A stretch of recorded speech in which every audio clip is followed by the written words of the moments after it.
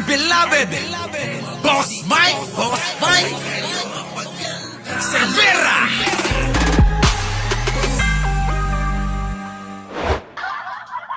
Sa kabila niyan na ginagawa ni Pangulo na kasipagan, alam nyo naman, dam, mga proyekto. Oy, grabe yung dam sa may Isabela, ha? Antindi pala nun, mga kababayan ko. 14 months natapos isang napakalaking dam na proyekto ni Pangulong Bongbong. Diyan po sa may Isabela. Antindi, ang bilis. Samantalang yung project ni Digong inabot na ng katapusan ng termino niya, hindi pa rin natatapos. Yung project ni Manong, kita nyo naman, grabe, lagi. Nandiyan dyan lagi, ano? Tindi. Oo, ang ganda nun, sabi ni Pachuchay. Matindi, galing talaga, oh. Oh, hindi lang ho yun. Si Manong Bongbong, sabi ko sa inyo, hindi ho natigil sa kakatrabaho, kakaserbisyo, kakakamusta sa mga kababayan nating mga tinamaan ng o naging biktima ng kalamidad ng ng bagyo, lindol. Nandyan lagi ang Manong Bongbong ko sa inyo. Ito pa maganda, hindi namimili si Manong Bongbong. Kahit ikay Ilocano, Panggalatok, Bisaya, Kapampangan, ikaw ay Tausug o ano pa man lahi, Muslim, ikaw ay Kristiyano, ikaw ay independyente, ikaw ay walang Diyos. Siserbisyohan ka ba't hanggat ikaw ay Pilipino eh. Ganun ho eh. 'Di ba? Hindi ho katulad nung dating presidente, mga kababayan ko. Kung hindi murahin, yung pong Diyos ng mga Katoliko, yung Diyos ng mga Kristiyano, mga kababayan, nakuha pa nga, isingit mga kababayan yung kanyang kaelyahan eh. Habang nasa entablado na, isisingit pa nga, mangharas ng babae. Di ba? Ginagamit mo yung posisyon mo bilang presidente para maka-chancing ka. Sa totoo lang mga kababayan kung hindi presidente si Digong, may lalapit bang babae dyan? Sa ganong itsura ni Digong, mga kababayan, sa totoo lang, kung magkakaroon man ng babae yan, pipilitin niya yan. Kaya ako nagtataka mga kababayan doon sa nanay ni Sarah, malamang kinidnap niya yan. Diba? Foreigner mga kababayan paano naman si Hanilet? Wala. Hindi na kailangan sapilitan doon. Choosy pa ba si Hanilet kay Digong? Siyempre hindi na. Alam nga maging choosy pa si Hanilet sa kanya. Hindi naman sila nagkakalayo ng itsura. Huwag ka nang choosy, no? Hindi kayo nagkakalayo ng itsura ni Digunyo. Diba? Yeah. Tinutukan.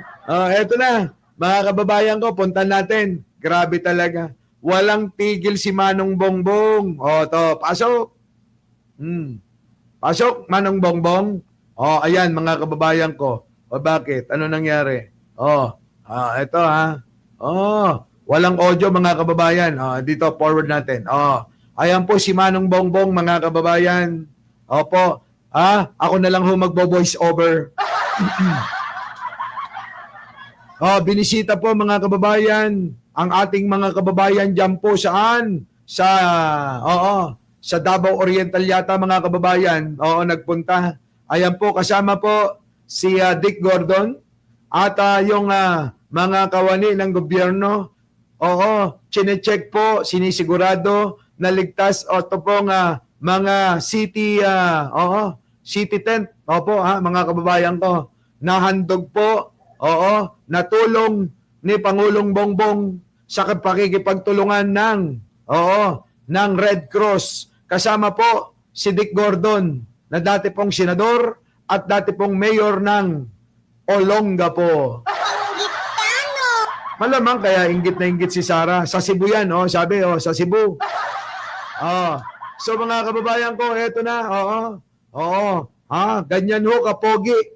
Tignan nyo ang katawan ni Manong Bongbong. Talagang lapat na lapat. Tignan nyo, nakatakin pa, mga kababayan. Subukan nyo si Sarah pagtakinin. Subukan nyo si Sarah pagtakinin. Makikita nyo. Pati ho tiyan nakatakin. Diba? Grabe, ganda ng lapat ng pananamit, mga kababayan. Gwapong-gwapo eh. Kaya hindi ako nagsisisi minsan. Sabihin nila na, alam mo, Boss Mike, minsan kamukha ni Ballpoint Man. Sino? Si Manong Bongbong? Hindi po. Shoutout kay Ballpoint Man. Sino kamukha? Kamukha po ni Digong. Kayo po yung kamukha ni Manong Bongbong. Opo, si Ballpoint mo, si Ballpoint Man po, idol ko po yon. Oo, kayo po yung tinutukoy ko. Bakit mo sinabing si Ballpoint Man? Si Ballpoint Man nga po kamukha ni Digong. Huwag ka kasing magpapakita, Ballpoint Man. Diba? Ganoon. Oy, sa mga hindi pa nakasubscribe diyan kay Ballpoint Man, sa mga hindi pa nakakasubscribe kay Ballpoint Man, bago yan makulong, isubscribe nyo na yan. Oy! Dali na. Baka magaya sa kamukha niya. Alam mo, Ballpoint Man, huwag kayong magpapakita dito, mapag-tre-trepan talaga kayo. Mapag-tre-trepan kayo. Kung ako sa inyo, mag-silent viewer na lang kayo. Ito na, mga kababayan ko. Oy, thank you sa pagdalaw nyo. Ito na, mga kababayan ko, Nako, yan po si Manong Bongbong. Ngayon, puntahan natin to, mga kababayan ko. Ito daw hong napapabalita na batang-bata. Kita nyo kung si Manong Bongbong adik sa pagtulong. Etong isusunod ko, mga kababayan. Kung hindi katarantaduhan ang inyong mababalitaan, mga kababayan, sa sobrang tanda na ni Lolo, masikon la. Di ba? Masikon la. Grabitan. Utsintalay masulok. 80 masulok la. Grabe. Singa apoy, singa apod talampakan la. Sabi ng mga Pangasinense sa Ilocano, mga kababayan, grabe mo, lakayan, apo. Di ba sa atin, sa amin, lakayanan, grabe, di lang nagbabainmut. Gasyam ta, asawaan na kaubingan. Dandani, karegregla na lang. Agay, sabi sa Panggalatok naman, agaylatan mo't ay. Di ba? Agaylatan ay. Di ba? Grabe,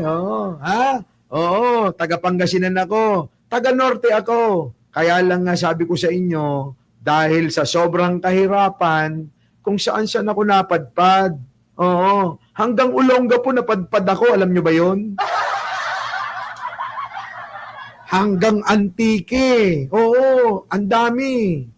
Davao nga napadpad din ako dyan Inggitano. Bakit ka naman maiinggit dyan kay Chabit? Sa paligay mo. Nakakabaon pa yan? Inggitano. Hindi nakakainggit yun. Ito na, mga kababayan ko. Punta na natin. Grabe, proud na proud pa Pangasinan kayo Manaya. Taga-Bayambangag. Agay latamot. Taga-Bayambangag. Si kayo taga-Kalasyaw. San Carlos. Di ba? Saan? Taga-Iner kayo. taga Malasike. Isa pa to. Isa pa to si Munting Tinig, mga kababayan. Oy, Munting Tinig. Di ba? Ito si Munting Tinig, taga Davao. Damay-damay na tayo. Damay-damay na. Munting Tinig. Abangan nyo. Sigurado matutuwa kayo. O kaya pwede ba kayo yung mauna? Magbigay kayo ng inyong karanasan. Karanasang hindi nyo makakalimutan sa karanasan sa pakikipagbengbangan. Alangan naman wala yan. Siya bagay. Itong may kikwento ko sa inyo. Totoo ito Nung mga nakaraang taon, nagpunta kami ng China kasama si Munting Tinig. Alam niyo po ba, mga kababayan, may doktor doon. Chinek si Munting Tinig. Sabi kay Munting Tinig, sabi kay Munting Tinig ng doktor, hala ka. Kaya butas-butas yung mukha mo.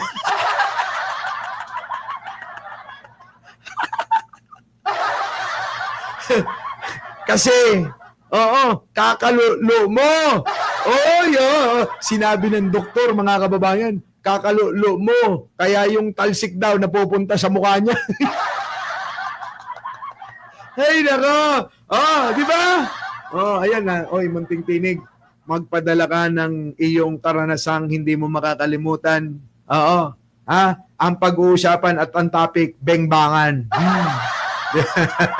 Grabe yan. Sabi talaga ng... Pexman. Pexman, cross my heart. Mga kababayan. Sabi ng doktor na Chinese yun.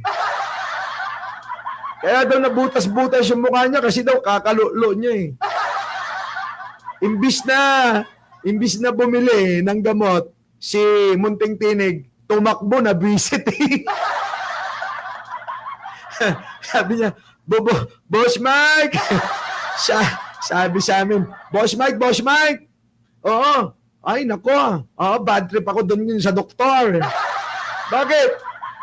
Iniwan ka namin doon kasi magpapacheck up ka. Sabihin ba naman, kaya daw butas-butas ang mukha ko dahil sa kalulo ko.